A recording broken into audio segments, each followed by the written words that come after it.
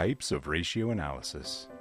Interpreting ratio comparisons involves analyzing how a company's financial ratios stack up against industry benchmarks or other similar companies, allowing investors to gauge its financial health, profitability, liquidity, and overall performance relative to its peers, which helps them make informed investment decisions.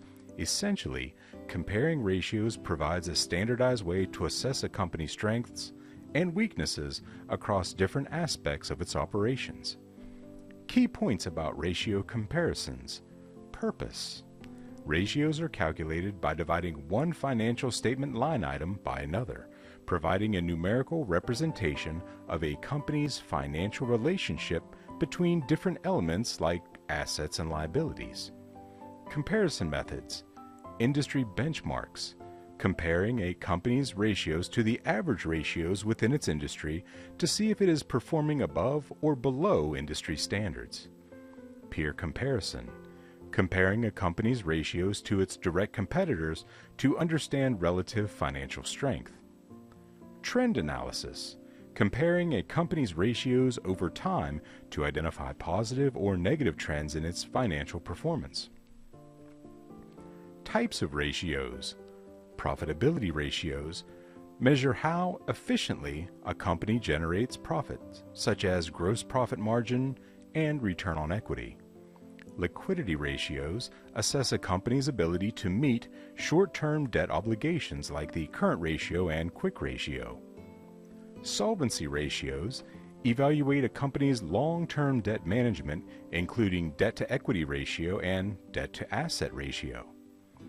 Efficiency ratios gauge how well a company utilizes its assets to generate revenue, like inventory turnover ratio.